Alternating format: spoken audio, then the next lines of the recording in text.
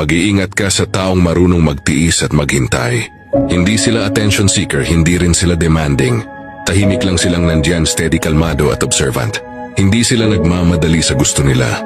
At handa silang maghintay kahit masakit.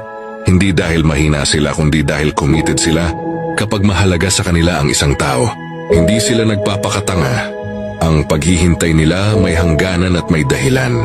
Kaya kapag dumating ang araw na pinili na nilang tumigil, siguradong hindi yun biglaan, hindi yun dala ng pride o galit, kundi nang matagal na silang napagod. Hindi napagod sa kulang ng assurance, napagod sa effort na hindi naman na-appreciate. Hindi sila gumagawa ng eksena para mapansin. Hindi rin sila nagmamakaawa para mahalin. Tahimik lang sila umaatras kapag naramdaman nilang hindi na sila mahalaga. Walang confrontation, walang goodbye na mahaba. Isang araw mapapansin mo na lang na wala na sila.